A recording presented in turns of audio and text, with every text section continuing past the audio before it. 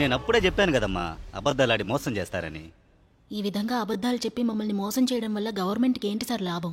ఇన్నాళ్ళు వాళ్ళు చెప్పిందంతా నిజమని నమ్మాను కదా సార్. ఏంటమ్మా నువ్వు ఇంత అమాయకురాలుగా ఉన్నావు? ప్రజలతో నిజం మాత్రమే చెప్తోందంటే ఎందుకమ్మా లక్షల మంది గవర్నమెంట్కి వ్యతిరేకంగా కేసులు పెడుతున్నారు? ఇలా చూడమ్మా, వ్యక్తిగతంగా ఒక్కొక్కరు మంచి చెడ్డలు చూడడానికి గవర్నమెంట్కి టైం లేదు. సరే సరే, ఇప్పటికైనా వచ్చావు. సుప్రీంకోర్టుకు వెళ్ళైనా నీ కేసు గెలిపిస్తాను. ఇదిగో సార్, ఇంకా చివరిగా నేను కోర్టునే నమ్ముకున్నాను సార్. ఎంత ఖర్చైనా సరే, ఇంటర్నేషనల్ కోర్టుకు వెళ్ళైనా సరే గెలుద్దాం. అలాగే సార్. కేసు రేపు కోర్టులో ఫైల్ చేసి ఏర్పాటు చేస్తాను. ఇంకో 10-15 రోజుల్లో ఈ ఆఫీసర్ గాళ్ళందరినీ ఓ ఆట. ఇంకో 15 రోజులు పడుతుందా? 15 రోజులకే ఇంత కంగారు పడతావేంటమ్మా? ఆయుష్ తీరే వరకు కోర్టు చుట్టూ తిరిగే వాళ్ళు ఉన్నారమ్మా. నువ్వేం భయపడకు, నీ కేసు త్వరగా అయిపోతుందిలే. ధైర్యంగా వెళ్ళమ్మా, వెళ్ళరా. ఏంటి స్వామినాథం, ఎప్పుడు ఆ పేపర్స్ ఫైనల్ అయి నా టేబుల్ మీదకి వస్తాయి? We have to answer to the court. Sir, I'm working on it. ఎంబసీలో కొన్ని రోజులు టైం అడుగుతున్నారు. కొన్ని రోజులు అంటే ఏంటి అర్థం? ఇంకా ఎన్ని రోజులకి? అట్లీస్ట్ మీరు ఆ అమ్మాయికి ఇదే ప్రాబ్లం అని చెప్పుంటే కోర్టుకి వెళ్లకుండా ఆపుండొచ్చు. మన దుబాయ్ ఎంబసీకి కాల్ చేయండి, మాట్లాడతాను. ఒక అమ్మాయి కోసం, ఒక్కరి కోసమో ఊరు కోసమో దాన్ని సాల్వ్ చేయడం మన పని. వీళ్ళిచ్చే డబ్బుతోనే జీతాలు తీసుకుంటున్నాం. Get them online. Okay sir. అయ్యా, ఏంటి సమస్య? అలానే ఒకడు కబ్జా చేశాడయ్యా. దానికోసం పిటిషన్ ఇచ్చి సంవత్సరం అవుతుంది. ఏమైందో తెలియట్లేదయ్యా. ఏం యాక్షన్ తీసుకున్నారు సార్? ఆ విషయాన్ని వియోగ గారు ఫాలో చేస్తున్నారు. ప్రతి పనికి ఇలాగే చెప్తుంటే ఎలా? నేను చూసుకుంటాను. ఇప్పుడు చూస్తున్నా. ఇదేంటో ముందు చూడండి. మీరు వెళ్ళండి. అలాగేనయ్యా. Sir, good evening sir. Tell me. This is Srikakulam collector from Andhra Pradesh. ఆ బాడీ ఇష్యూ కదా? Yes sir. చెప్పండి. ఆ రణసింగం కేసెస్ సార్ 8 months అయిపోయింది కదా. మ్యాటర్ కోర్టుకి వెళ్ళిపోయింది. మీకు ఆ డాక్యుమెంట్స్ అన్నిటిని మెయిల్ చేశాను సార్. ఫ్యాక్స్ కూడా పంపించాను sir. Yeah, we got it. ఆ అమ్మాయి వాళ్ళు ఎక్స్ట్రా అమౌంట్ ఏదైనా అడిగితే నాతో చెప్పండి. ఇక్కడ ఉన్న కంపెనీతో మాట్లాడి ఎలాగోలా ఇప్పిస్తాను. నో నో నో నో, ఆ అమ్మాయి డబ్బేమీ అడగట్లేదు sir. Okay, I'll talk to the local authorities and get back to you. కొంచెం త్వరగా మూవ్ చేయండి సార్, ప్లీజ్. నా సైడ్ లో నేను ప్రాసెస్ స్పీడ్ అప్ చేస్తాను. Thank you.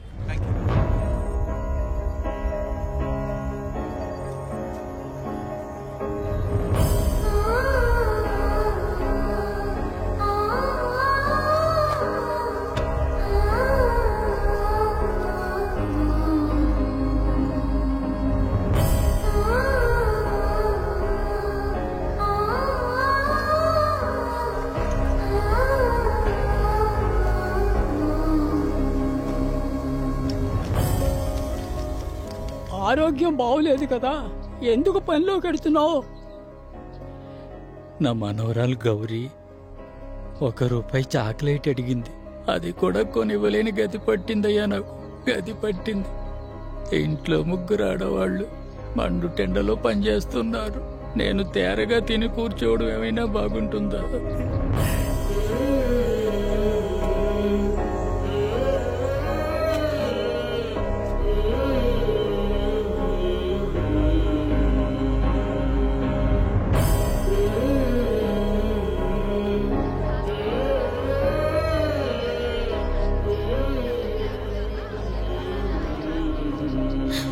ఎంత దుఃఖం కష్టం వచ్చినా కడుపు నోరు కట్టుకుని ఉండలేం కదా. నెలంతా కుటుంబం మొత్తాన్ని పెట్టి పోషించగలవా అని ఎవరో 3వ మనిషితో అంటున్నట్టు పిన్ని దెప్పుతోంది వదినా. మరి ఎన్నాళ్ళు పోషించారు కదా. మళ్ళీ వెళ్ళి పొయ్యి వెలిగించు, ఎసరు పెట్టు. వదినా, ఈ సంప్రదాయాలు కనిపెట్టినోడు చనిపోయాక ఇన్ని పాటలుంటాయని తెలియకుండానే పోయాడు. ఆటనే మనము ఎందుకు పాటించాలి? అది తలస్నానం చేశాను, ఇప్పుడు పొయ్యి వెలిగించడం. ఇంట్లోకి రాకూడదు, గుడికి పోకూడదు, ఆ పని చేయకూడదు, ఈ పని చేయకూడదు. ఎవరన్నారు, ఎందుకన్నారు నీకు తెలుసా? ఆ దేవుడి మీదొట్టు నాకు కూడా తెలీదు. నిజంగా చెప్తున్నా, మళ్ళీ ఆ దేవుడికి కూడా తెలీదు. పొయ్యి వెలిగించు. ఏమ్మా, నీ పాటికి కేసు పెట్టి ఊళ్ళెమ్మడి తిరుగుతున్నావు. నీ చుట్టూ మమ్మల్ని జరగమంటావా? నీ మొగుడు కావాలంటే దుబాయ్కి పోవచ్చుగా. అది వదిలేసి ఇక్కడ నుండి మా ప్రాణాలు తీస్తున్నావు. కోర్టుకు వెళ్ళావు కదా, అక్కడికి వస్తావుగా.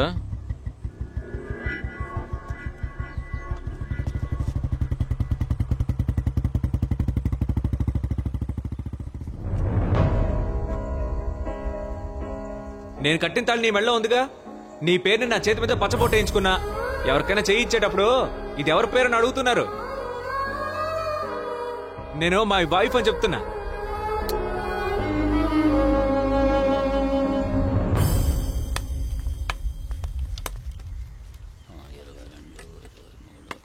ఇవ్వమ్మా.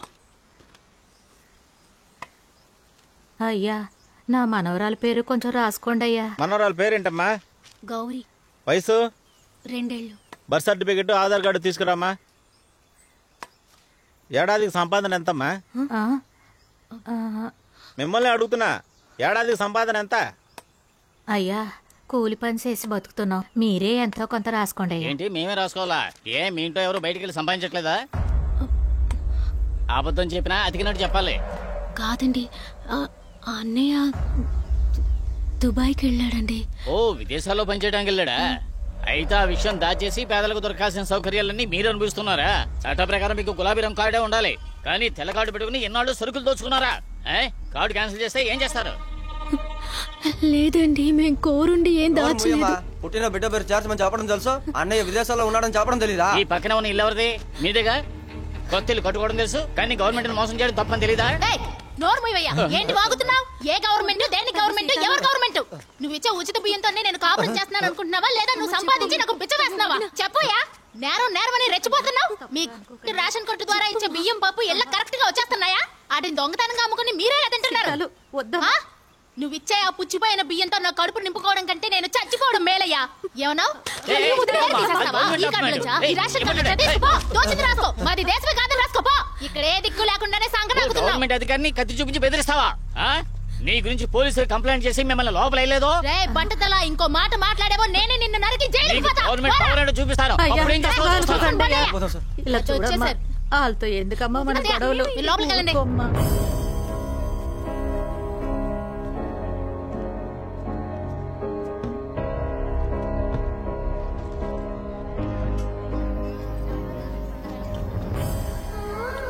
అక్క చూడక ఎన్ని బిందెలు తీసుకొచ్చిందో. ఎన్ని బిందెల్ని ఒక్కతే ఎలా మోసుకెళ్తుంది? నీకెందుకే, దాని తిప్పలే అది పడుతుంది. అయినా ఆ మాట నువ్వంటున్నావా? ఈ దూరంగా ఉందే.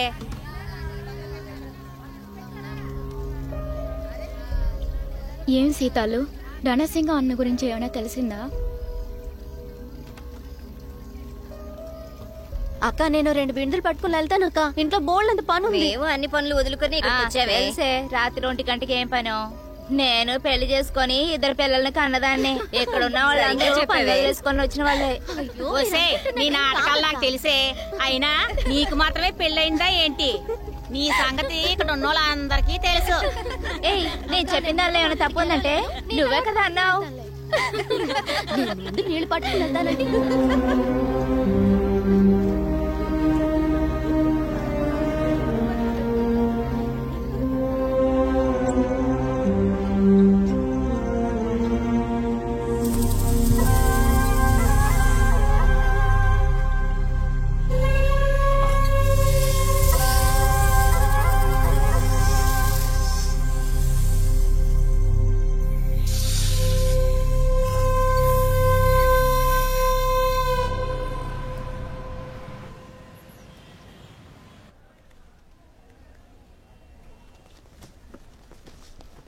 ప్రభుత్వం తరఫున ఈ రోజు ఖచ్చితంగా అందరూ హాజరు కావాలన్నాను. Yes your honour. ఆ వైపున? Yes your honour.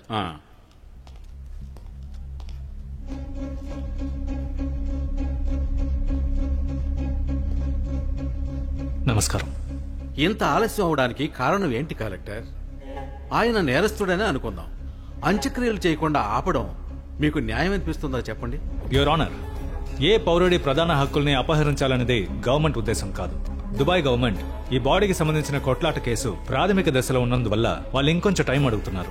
అందుకని గవర్నమెంట్ ఏం చేయలేదని కాదు, మేము ప్రెషర్ చేస్తూనే ఉన్నాం. ఎన్ని రోజులుగా? 10 నెలలుగానా? అంతలో మీరేం యాక్షన్ తీసుకున్నారు? యువర్ ఆనర్, దీనికి సంబంధించి గవర్నమెంట్ తీసుకున్న యాక్షన్ డీటెయిల్స్ ఇందులో ఉన్నాయి.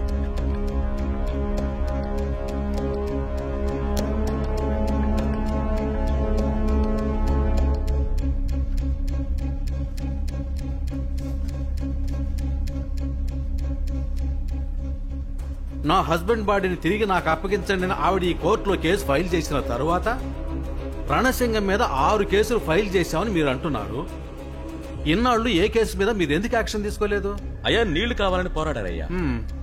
కోరిక మన్నించాక విఏఓ తహసీల్దార్ దాని గురించి ఏ కంప్లైంట్ ఇవ్వలేదయ్యా.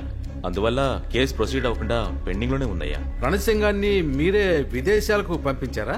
సార్, సామాన్య ప్రజలు తమ హక్కుల కోసం పోరాడడం సహజం. ఆ పోరాటాన్ని ముందుండి జరిపించినందువల్ల అతను నేరస్తుడైపోడు. పోరాడినంత మాత్రాన సంఘ విద్రోహులు కారు కదా. మోరోవర్ ఒక వ్యక్తి చట్టానికి కట్టుబడి విదేశాలకు వెళ్లి పనిచేయడాన్ని ఒక కలెక్టర్ గా అడ్డుపడకూడదు అనుకున్నారు. ఇక్కడ పోరాడిన ఒకరిని పట్టించుకోకుండా మీరు విదేశాలకు పంపించేశారు. ఆయన అక్కడికి వెళ్ళి పోరాడారు, కొట్లాట, చనిపోయారు. ఆయన వైఫ్ ఆయన బాడీ నాకు ఇప్పించనని ఇప్పుడు కేసు పెట్టారు. మన దేశం నుండి ఇలాంటి వ్యక్తి విదేశాలకు వెళితే ఆయన ఏం చేస్తున్నారు ఏంటని ఎవరైనా గమనిస్తూ ఉండొద్దు. అక్కడికి వెళ్ళి ఏదైనా పెద్ద క్రైమ్ లో ఇన్వాల్వ్ అయితే ఎవరు బాధ్యత వహిస్తారు? మన దేశమే కదా. సరే వదిలేయండి. ఇప్పుడు ఆయన వైఫ్ కు మనం ఏం సమాధానం చెప్పాలి? మై లార్డ్, కేసు పూర్తి అయ్యేంత వరకు బాడీని పంపించలేమని Dubai minister of external affairs letter పంపింది. ఆ లెటర్ మీకు ఆల్రెడీ సబ్మిట్ చేశాం. ఆవిడ హస్బెండ్ అక్కడ పోరాటంలో చనిపోలేదు, ఏదో యాక్సిడెంట్ లో చనిపోయాడు. దాన్ని కప్పిపుచ్చడానికి ఈ ఆయిల్ కంపెనీ ఇలా నాటకం ఆడుతోందని ఆవిడ అంటున్నారే. దాని గురించి ఇండియన్ ఎంబసీ నుంచి ఎవరైనా వెళ్లి వాళ్ళని ఎంక్వైరీ చేశారా? ఏదైనా రిపోర్ట్ సబ్మిట్ చేశారా? ఆయిల్ కంపెనీ తరఫు నుంచి ఎవరైనా ఇక్కడికి వచ్చారా? లేదు యువర్ ఆనర్, అది ఒక ఇంటర్నేషనల్ కంపెనీ. అందువల్ల ఇంటర్నేషనల్ కంపెనీ అయితే ఈ దేశ చట్టాన్ని కోర్టుని గౌరవించరా? నేరుగా వచ్చి హాజరై సమాధానం చెప్పరా? ఆయిల్ కంపెనీ వాళ్ళని ఎందుకు ఇండియాకి రప్పించలేదంటే వీళ్ళు చెప్పిన తేదీలో ఆ ఆయిల్ కంపెనీలో ఎలాంటి యాక్సిడెంట్ జరగలేదని దుబాయ్ పోలీస్, ఇండియన్ కమిషనరేట్, వాళ్ళ లేబర్ వెల్ఫేర్ డిపార్ట్మెంట్ అందరూ వెరిఫై చేసి చెప్పారు. చెప్పారంటే ఆ రిపోర్ట్ ఇక్కడ, దాన్ని కోర్టులో ప్రొడ్యూస్ చేయండి సార్. మ్యామ్, అక్కడ కేసు అయిపోయాక బాడీ ఇండియాకి వచ్చేటప్పుడు రణసింగంకి సంబంధించిన పేపర్స్ అన్ని వచ్చేస్తాయి. యువరానర్, పోరాటం జరిగింది, కొట్లాట జరిగింది, అందులో చనిపోయాడని అంటున్నారు. అందుకు ఏం ఆధారం ఉంది? వీడియో ప్రూఫ్ ఉందా వాళ్ళ దగ్గర? బాడీని ఐడెంటిఫై చేయడానికి 10 నెలలు పడుతుందా? మిస్టర్ మాధవయ్య, ఇండియాలో పోరాడిన వ్యక్తి ఆ దేశంలో పోరాడరంటారా? ఇన్ ఎనీ కేస్ ఇరు దేశాల ప్రభుత్వాలు కలిసి కుట్రబనడానికి అక్యూజ్డ్ అంత పెద్ద వ్యక్తి. 2 గవర్నమెంట్లకి లాభం ఉందని నేను అనడం లేదు, కానీ ఆ ఆయిల్ కంపెనీకి ఖచ్చితంగా ఉంది యువరానర్. అది తెలుసుకోవాలంటే ఆ కంపెనీ తాలూకు వెబ్సైట్ లో వాళ్ళ ఇన్సూరెన్స్ పాలసీకి సంబంధించిన ఫుల్ డీటెయిల్స్ ఇందులో ఉన్నాయి యువరానర్.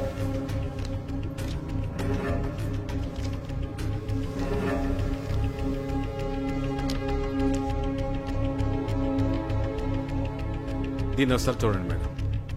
అది ఎలా ఉంచండి. ఒక అమ్మాయి కోసం వాళ్ళ చుట్టాలింట్లో చొరబడి గొడవ చేశారని ఎఫ్ఐఆర్ ఉంది.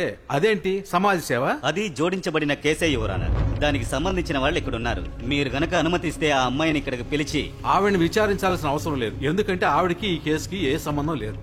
ఇది కాకుండా ఆయిల్ కంపెనీ ఫ్రాడ్ చేసిందని నిరూపించడానికి మీ దగ్గర ఇంకేమైనా ఆధారాలు ఉన్నాయా? ఓ వారం రోజులు గడివిస్తే మేము కోర్టులో సబ్మిట్ చేస్తాం యువరానర్. మిస్టర్ మాధవయ్య, పోలీసులచే నేరం ఆరోపించబడ్డ ఒక క్రిమినల్ ని మీరు అనవసరంగా హీరోగా ప్రొజెక్ట్ చేయకండి. అయ్యా, నాకు న్యాయం దొరుకుతుందని వచ్చాను. ఈ కోర్టులో నాకు న్యాయం దొరకపోయినా పర్వాలా. ఈ దరిద్రులు రాసిచ్చిన పేపర్లు చదివి నా బావ మీద నేరస్తుడు అన్న ముద్ర వేయకండి. చట్ట ప్రకారం బతకడం ఈలవుతాము, చట్ట ప్రకారం సావడం ఈలవుతా. సైలెన్స్. ఆవిడ్ని వదలండి, ఆవిడ్ని మాట్లాడివ్వండి. చెప్పండి అమ్మా. అయ్యా, నా మొగుడు చనిపోయాడని ఏళ్లతో చెప్పి 10 నెలలు అవుతుంది. సాకులతో కాలం గడిపేశారే గాని ఇంతవరకు ఏ ఒక్కళ్ళు ఏమీ చేయలేదయ్యా. నాకు అది కావాలి ఇది కావాలి అంటూ నేను గవర్నమెంట్ ఆఫీసుల చుట్టూ తిరగలేదయ్యా. నా మొగుడిని నాకు ఇప్పిస్తే చాలు, నేను ఇంకేమీ అడగను.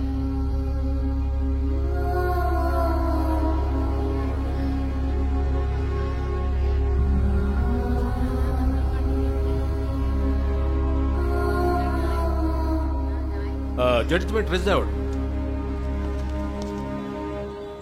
శ్రీమతి సీతాలు ఇచ్చిన కేసు ఆధారంగా న్యాయస్థానం చేపట్టిన పలు ఘట్టాల విచారణలు మరియు పోలీసు శాఖ ప్రభుత్వం దాఖలు చేసిన పిటిషన్లను క్షుణ్ణంగా పరిశీలించాక రణసింగం అనే వ్యక్తి అందరిలాగా ఈ దేశంలో ఒక మామూలు పౌరుడిలా లేకుండా చట్టాన్ని అతిక్రమించి ప్రభుత్వ వ్యతిరేక చర్యల్లో పలుసార్లు పాల్గొన్నారని మనకి ఈ సందర్భంగా తెలియవచ్చింది.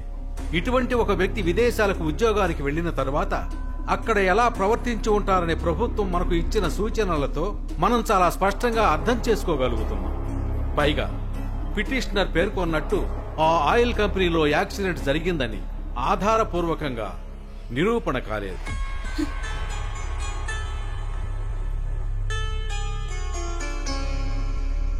పైగా శ్రీ రణసింగం మృతదేహాన్ని ఇండియాకి తీసుకొచ్చే కేసులో జిల్లా కలెక్టర్ స్వయంగా ఇక్కడికి వచ్చి ఇచ్చిన వాంగ్మూలాన్ని స్వీకరించి ఈ న్యాయస్థానం ఇరు దేశాల ప్రభుత్వాల ప్రమేయం ఇందులో ఉన్నందువల్ల తదుపరి తీసుకోవలసిన చర్యలకు పిటిషనర్ ఆయా ప్రభుత్వ అధికారుల్ని సంప్రదించవలసిందిగా ఈ న్యాయస్థానం సూచిస్తోంది. పైన పేర్కొనబడిన కారణాల వల్ల పిటిషనర్ కోరికను నిరాకరించి ఈ న్యాయస్థానం ఈ కేసుని కొట్టివేస్తోంది.